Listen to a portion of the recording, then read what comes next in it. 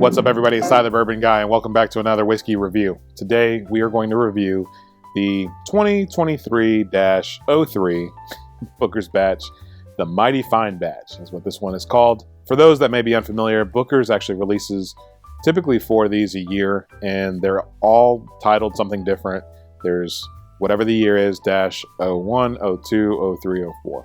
And they named the batch. They have a whole story behind as, you know, how they came up with the name and all this other stuff. It's very gimmicky. But for somebody that doesn't like being marketed to like that and sold to, I love Booker's. I don't know why. It's like, it is interesting. I mean, whiskey loves a good story. When you hear about how they came up with the name and the packaging of it with the wood box and all this other stuff, I mean, it's, you know, it's premium. It's got the wax on there, you know, whatever. But I think it doesn't work if the whiskey's not good. And I think in this case, traditionally, Booker's is a very good whiskey. It's one that I go to quite frequently. It's one of my favorite ones to reach for. And I know a lot of people have issues with disappointment in recent batches. I think people have an issue with the prices going up. I hear all that.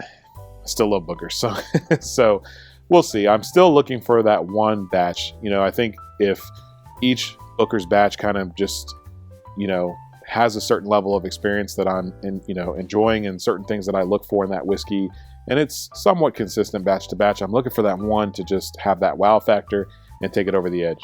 So only one way to figure that out and find that, and that's to keep trying different ones and just see what they have in common or see how they differ and see if I can find that one with that wow factor. Let's see if it's that one today. So maybe it's the Mighty Fine Batch. So this particular one is just slightly over 7 years. I believe it's 7 years, 1 month, and 10 days. And they put that on the label. I didn't just know that. But I think that age statement, when you start looking at that, I think, and I mentioned this maybe before in the Baker's review, but you have a Baker's 7 year, and then you have Booker's. The Baker's is cheaper than the Booker's. Is it that much better of a whiskey to be able to sell it at that much higher of a price point? And if a lot of that price is coming from bottle and the waxing and the packaging and all that stuff, do you get rid of that and knock the price back down? I don't know. I think it's kind of tough because the products that we're starting to see in the market right now are still not necessarily hitting $100 mark, but you have 9-year products, 8-year products, stuff like that that's sitting in the market, and you can typically find it in that anywhere from $60 to $90 range. So a Booker's has to provide a better experience than that in order to justify that price, in my opinion, when you're looking at competition. So let's see what this one offers. Cheers. So there's the oak, there's peanuts. If anybody is familiar with Jim Beam or Booker's bourbon, there's always that, typically, I don't say always, but there's typically, some people call it a peanut funk or the Jim Beam funk or dried peanut shells, but that's definitely there. The oak is there. It's like a sweet oak, though, is what I initially get on the nose. There's an apple element. It's almost like an apple dessert, so I think there's like apple cinnamon, something going on there. Kind of reminds me of like some type of apple crumble dessert or something like that, but it's not necessarily, I wouldn't classify this as like a dessert bourbon. So let's see what it does on the palate. Cheers. So this particular one's 126 proof. It is hot. I think if you're new to whiskey, this might be one that you want to drop an ice cube in or add some water. I think if you're experienced or an enthusiast and you're really into higher proofs or whatever the case is, I don't think it'll be too much or anything like that. It's not hot, but I'm definitely feeling it.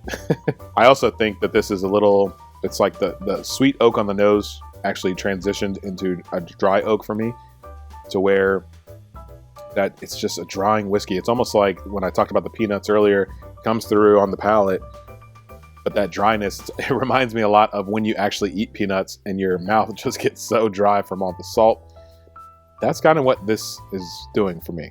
There is also the regular, caramel, vanilla, oak, that whole gambit of flavors that's still there, but I would say the finish is about medium. I mean, it doesn't linger too long. The flavors there are not as concentrated. It's corn, a little bit of leather. That drawing oak is still there. This actually reminds me of red wine, but not necessarily in the flavor of red wine, just the dryness of some red wines and how when you drink that, how it can really just dry out your palate. That's actually what I feel like this might be. I haven't got a chance to try this one with water, but I would be curious with how dry this actually is for me. If I added water to it, would that help bring out some of the sweetness and make this a little bit better of a whiskey in terms of being more enjoyable? Not actually a better whiskey, but would it provide better flavoring for what I'm looking for in a whiskey by adding those drops of water? I'll have to go back and try it at some point. I encourage people to try it with all of your whiskeys because you'll never really know which ones are better for you and your palate by adding the water until you do it. So experiment with it. Try a cube, try whatever, and just see how you like to drink your whiskeys. And I think that there's not like necessarily one rule of thumb. So where if you add water, you add them to everything and it's going to be great for everything. There's some whiskeys that I add water to that really open it up and make it a better whiskey for me. And then there's other times where I add water and it just tastes watered down. So I think it all just depends. But, either way, you do what you want. You spent the money on your whiskey. Let's finish this one off. Cheers. So yeah, I don't necessarily think this is a bad one at all. If you like Booker's, I think you'll love this one. I think it's a Booker's bourbon. This probably aligns more with Booker's taste profile than some of the other batches I've had recently. But again, with the flavors there, I think if you're used to Booker's taste profile or Jim Beam taste profile, I think you would like this. I could also see the argument for Knob Creek. Now, I'm not the biggest fan of Knob Creek. I know a lot of people are. And so with that argument, I could see people actually rather, reaching for the 9-year over this. I could see that. I don't know that this is one, again, that's got that wow factor and it's like you have to have it. But I think if you enjoy Booker's, I think you'll like it. I think if you collect them all, I think you'll like it. So, that's kind of one of those deals. I do think if you maybe are trying Booker's for the first time, this actually might be a good one because I think this will help you better understand what Booker's actually is. If you tried maybe the 02 batch from 2023, I don't know that it would give you a clear, description maybe, or a clear visual of as what that whiskey actually typically is, or what that taste profile typically is. I think this one would. So I'm still looking for that one, that special one. I gotta find it. And I think that when you do find it, it's exciting. But until then, we're gonna keep looking. I think that the price again hurts this one. I'm probably gonna say that about a lot of whiskeys right now because the price of a lot of whiskeys are going up and up. But it's true. I mean, if you're going to charge that type of money, I have to have a better experience here than I do with some other whiskeys. And I don't know if somebody comes to me looking for a recommendation, should I buy this and spend the extra $40, $40, whatever it may be on that, or should I get this option over here and spend less money? I'm probably going to tell that person to spend less money and go over here.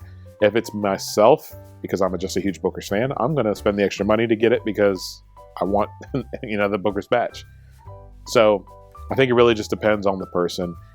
This maybe is a situation where you try before you buy. I don't know that, again, you try it. I don't know that it's going to wow you enough that you have to go find it and have to buy it right away. I'm not sure about that. Very good whiskey. It's a better version of the 02. I wasn't necessarily a fan of the 02. The 03, I think you're starting to come back a little bit with what got you here. So we're moving in the right path. I just hope we keep going in that direction and, again, try to find that one that wows me.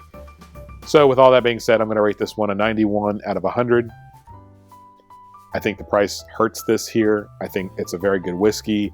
I think the age statement, it only being 7 years, but a higher price point. Again, the price is factoring into this a lot for me. But it is what it is. It's still a very good whiskey. It's still a Booker's. I'm still buying it. I'm still enjoying it. And that's just how it's going to be. I appreciate you tuning in. Thank you so much for being here. And I will see you in the next review. Cheers.